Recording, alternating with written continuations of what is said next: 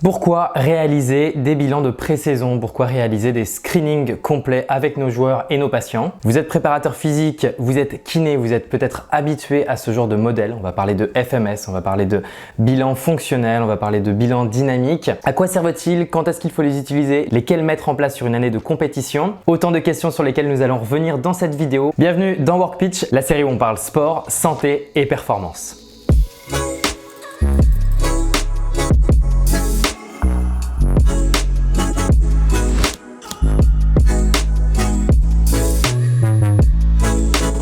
Pierre Poulain, kiné du sport. Aujourd'hui, nous allons tenter de répondre à certaines questions que peuvent se poser les kinés, les préparateurs physiques et les sportifs en général. La vidéo va s'articuler de la façon suivante. Nous allons d'abord parler de l'organisation de ces tests, quand est-ce qu'il faut les réaliser. Puis nous allons décortiquer un par un les différents types d'évaluation en passant par l'évaluation médicale, les tests fonctionnels, les tests musculaires, les tests proprioceptifs, les tests de saut et les tests énergétiques afin de répondre complètement au sujet. Avant toute chose, la première question qu'il faut se poser, c'est quand devons-nous réaliser ces tests avec nos joueurs? Au début, au milieu de la saison, à la fin de la saison, quand ils se blessent, avant la blessure? Il est selon moi essentiel de réaliser des tests avant le début de la saison, à l'intersaison, à la moitié de votre année sportive, puis à la fin. Réaliser des tests à l'intersaison va vous permettre de connaître votre joueur. Établir un screening complet, c'est établir une carte d'identité sportive. Ces testings vont vous permettre de pointer du doigt les faiblesses ou les axes d'amélioration de votre joueur ou de votre patient. Ainsi, pendant la saison, si celui-ci se blesse, vous allez donc avoir des datas et une fiche détaillée de celui-ci afin de retrouver un niveau similaire ou meilleur après une blessure. La mi-saison vous permet de constater s'il y a eu ou non des évolutions par rapport à vos bilans précédents. Et les bilans de fin de saison vous permettent une vue d'ensemble sur celle-ci afin de préparer au mieux la prochaine. Et amis kinés qui nous regardent, si vous ne suivez pas des joueurs sur le terrain, en club, faites quand même des tests au cabinet, faites-les pour vous, faites-les pour le joueur, c'est important. Vraiment, ça va vous permettre d'adapter votre plan de traitement et de pouvoir suivre le joueur de la meilleure des façons. Il y a d'ailleurs tout un tas de tests dont je vais parler que vous pouvez réaliser au cabinet. Il n'y a pas forcément besoin de beaucoup de matériel. Des fois, un simple smartphone suffit. Et vous devez d'établir un screening quand vous avez un ligament croisé antérieur, quand vous avez une entorse de cheville au cabinet. Vous ne pouvez pas parler de réathlétisation ou de reprise terrain si vous n'effectuez pas ces tests. Bien, maintenant que nous avons parlé de la planification de ces derniers, on va pouvoir détailler test par test de quoi vous avez besoin pour établir un bon screening avec vos joueurs. On va bien naturellement parler de l'évaluation médicale qui doit être le premier axe de bilan effectué par le staff médical. L'échographie, surtout l'échographie cardiaque qui est obligatoire, la masse grasse, l'impédance-métrie, les tests préventifs, la prise de sang, etc.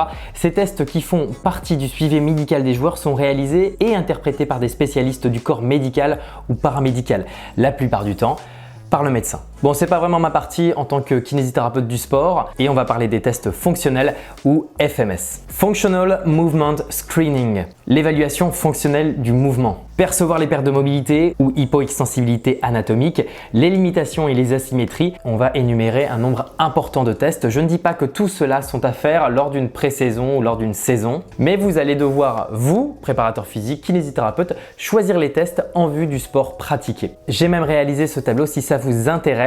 J'ai choisi certains sports collectifs, certains sports individuels qui me paraissaient intéressants et où j'ai pu émettre des grandes différences. J'ai par exemple regroupé le rugby et le foot, le volley et le handball, les sports de combat, afin de vous permettre d'y voir plus clair et de choisir vous aussi une priorité quant à ces tests. Pour tous les tests FMS, je travaille sur mon smartphone avec un goniomètre numérique que vous pouvez télécharger, que je vous mets dans la description. Il va me permettre une reproductibilité satisfaisante et un taux d'erreur assez faible. On parle maintenant de l'épaule et du membre supérieur avec les tests de mobilité d'épaule.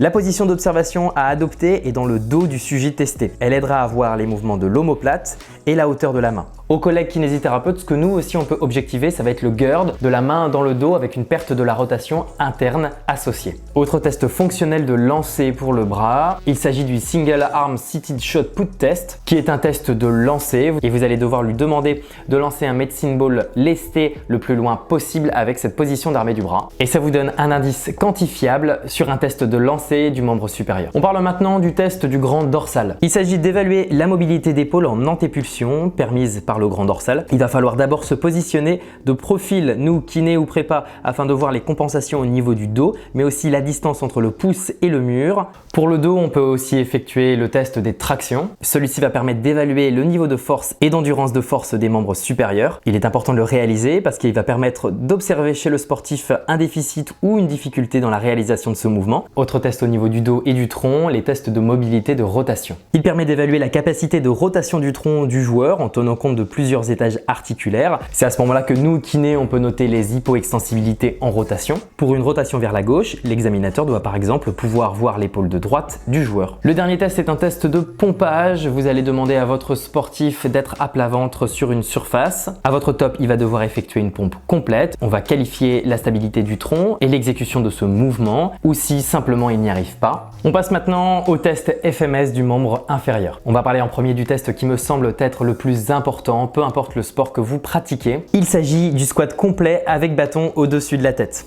C'est un test fonctionnel qui permet d'évaluer des niveaux de mobilité, de stabilité globale. Un autre test qui est lié au dos, mais on s'intéresse un peu plus à la hanche avec le test de Thomas que nous, kinés, on voit à l'école d'ailleurs. Il va y avoir une participation active et passive de notre patient et vous pouvez avec un smartphone noter avec un goniomètre numérique l'angle formé au niveau du genou, de la hanche à tester. Demandez alors à votre joueur de ramener le talon vers la fesse, de forcer cette flexion du genou mais de garder cette extension de hanche. Notez cet angle, testez les deux côtés et notez éventuellement une différence entre la droite et la gauche. Je rappelle que beaucoup trop de sportifs et même de sédentaires ont des problèmes de psoas et que ces derniers peuvent être à l'origine de douleurs dorsales. On va tester cette flexion dorsale de cheville. Elle est essentielle, elle est fonctionnelle et il est important d'avoir une bonne flexion de cheville et une bonne mobilité. Le test de dorsiflexion, la plupart des sports collectifs le demandent. Cette qualité est mise en jeu dans les sauts notamment, mais aussi dans les changements d'appui. La cheville est fonctionnelle si le genou touche le mur à partir de la marque des 10 cm sans compensation, talon qui décolle ou le bassin qui vrille. Un autre test FMS des membres inférieurs, les ischio-jambiers. Ce test est important pour évaluer la souplesse des ischio-jambiers. Le test est considéré comme fonctionnel si l'angle du tibia par rapport à la verticale est inférieur ou égal à 15 degrés. On a parlé des ischio-jambiers, on va maintenant parler des adducteurs. Avec le vitesse, ce test est utilisé pour évaluer la souplesse des muscles adducteurs des hanches. On peut aussi prendre l'angle entre les deux jambes avec un goniomètre numérique, c'est ce qu'on fait notamment dans le football. On va parler de la distance doigt-sol quand on émet une flexion du tronc, ou en anglais le two-touch test. Il ne permet pas de définir précisément quel muscle est limitant, donc ça va être intéressant aussi de le confronter aux autres tests. La chaîne postérieure est considérée comme fonctionnelle si les deux points touchent le sol sans aucune flexion de jambe. Un test qui va permettre d'évaluer la qualité de la sangle abdominale, le Shirado test. Ce test est utilisé afin d'évaluer l'endurance des abdominaux lors d'une contraction isométrique. Le chronomètre est déclenché au moment où le joueur est en position de contraction et arrêté dès qu'il commence à perdre l'amplitude. Un autre test qu'on voit régulièrement, il s'agit du test de Sorensen-Behring. Ce test est utilisé afin d'évaluer l'endurance statique des extenseurs du tronc. Les joueurs doivent maintenir cette position horizontale le plus longtemps possible et arrêter le test au bout de 3 minutes. Pour les deux tests évoqués précédemment, il est intéressant de les comparer à un même groupe ou à une même population. Testez vos joueurs entre eux, montrez des faiblesses, montrez qui a de meilleurs résultats que d'autres au sein d'un groupe. Un autre test pour le membre inférieur, les fentes avec un bâton. On va placer un bâton dans le dos, on va demander de réaliser une fente avant droite et une fente avant gauche. On va vérifier certains critères comme la chute des épaules, la flexion de hanche, de cheville et du tronc, la position d'équilibre. Et on pourra noter de 1 à 3, encore une fois, la qualité et la réalisation de ce test. Un autre test important pour le membre inférieur, il s'agit du test des haies. Vous allez alors placer votre joueur debout, celui-ci étant devant une haie aménagée à ce que la barre soit en dessous de son genou. En station unipodale, vous allez lui demander de passer au-dessus de la haie avec l'autre jambe et de positionner le talon après la haie sur le sol délicatement et d'effectuer un retour contrôlé. C'est encore ici un test où on va mesurer la qualité d'exécution du mouvement que vous noterez de 1 à 3. En plus du squat à deux jambes, on va aussi réaliser un squat à une seule jambe, le single leg squat. Le single leg squat est un bon moyen pour évaluer chez nos sportifs le contrôle de genoux et le contrôle fessier. Il serait intéressant de qualifier et de quantifier celui-ci, surtout chez les femmes, chez les sportives réalisant des changements de direction et des sports de pivot. Analyser ce valgus dynamique, c'est très important chez vos sportifs. C'était notre dernier test, vous voyez qu'il y en a beaucoup, il va donc falloir émettre des choix quant à vos testings de pré-saison. Pour le football, il y en a 7 essentiels, le squat, le hurdler test, le test de haie, les fentes, la mobilité du membre supérieur pour les gardiens, les hypoextensibilités des ischio-jambiers, la stabilité du tronc avec le push-up test et la stabilité en rotation de tronc. Si le score est supérieur à 14 sur 21, le risque de blessure diminuera par 6. Il y a cependant discussion à avoir sur les tests FMS et ces derniers sont largement discutés dans la littérature scientifique. Notamment chez les jeunes, il existe des limites. Je vous mets une infographie qui en parle. Ce qui est repris dans ces travaux, c'est que ça ne prédit pas les blessures, mais ça nous permet d'avoir des données de référence pour une éventuelle blessure et une rééducation à fournir. Bien, on en a fini avec les tests FMS. On va pouvoir parler des autres classes de tests et on va aborder en deuxième les tests de saut. Pour les tests de saut, j'utilise moi-même l'application MyJump 2 sur vos smartphones. Il y a un rapport d'erreur faible de 2% seulement. C'est un outil indispensable que j'utilise au quotidien, que ce soit au cabinet, même pour les bilans avec les non-sportifs. Et amis préparateurs physiques, vous allez même pouvoir tester le rapport force-vitesse. Avant la réalisation de ces tests de saut, il va falloir peser le joueur, mesurer le joueur en position debout, mesurer la jambe du joueur en position d'extension maximale, de l'épine iliaque antérieure à la pointe des pieds et installer le joueur en position initiale de saut. Il va falloir également mesurer en position demi-squat la hauteur de la jambe entre l'épine iliaque antérieure et le sol à 90 degrés. Il vous sera demandé de normaliser l'environnement, de le réaliser dans un endroit calme et de réaliser le test à chaque fois au même endroit. Il faut aussi réaliser au préalable un échauffement complet, surtout identique d'un test à l'autre, mobilité, étirement, activo-dynamique, montée en charge en squat et réaliser 3 séries de show d'échauffement à blanc. Pour les sauts verticaux, on peut citer le CMJ, le Counter Movement Jump, qui à la différence du SJ est un test de saut, on va pouvoir utiliser l'amplitude des bras. Le Squat Jump, le SJ, où on va devoir placer les mains au niveau des hanches. Le Drop Jump, qui est un test d'atterrissage, où on va pouvoir quantifier et noter le valgus dynamique de genou, l'axe hanche-genou-pied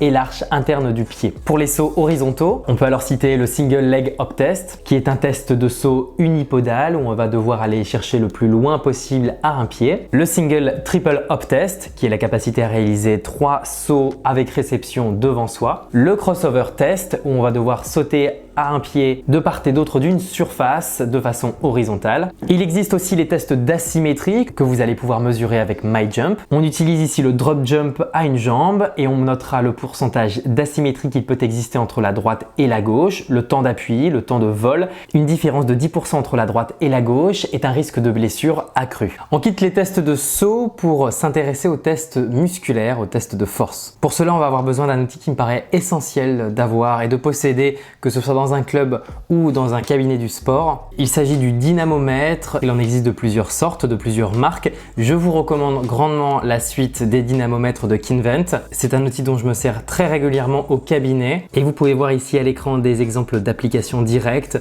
tant pour le membre supérieur que le membre inférieur. On va bien sûr tester les adducteurs dans 3 positions différentes, notamment pour les footballeurs. Le quadriceps et les ischio-jambiers qu'on réalise nous pour nos testings de course à pied, avec notamment un gros intérêt au cours de la saison sur la fatigue des ischio-jambiers, même si ces derniers on peut les percevoir d'une autre façon dont je parlerai tout à l'heure. Une diminution de la force, c'est pas forcément pathologique, par contre ça peut nous amener sur un certain diagnostic clinique et orienter donc notre prise en charge. Et c'est pour moi des données essentielles si le joueur se blesse au cours de la saison. On va essayer de retrouver 90% ou plus de ses valeurs d'origine. Bien sûr, on ne peut pas parler de testing musculaire sans parler de l'isocinétisme. Quand on n'a pas la chance d'avoir cette machine au cabinet ou en club, eh bien sachez qu'il existe des choses. Je vous ai parlé du Kinvent pour le testing musculaire, pour le dynamomètre. Il existe aussi d'autres outils comme le Nordboard pour qualifier et quantifier la fatigabilité des ischio-jambiers. C'est un outil avec lequel j'ai d'ailleurs pu travailler au Paris FC. Pour revenir sur l'isocinétisme, ce test il consiste à produire une contraction à vitesse constante grâce à une résistance auto-adaptée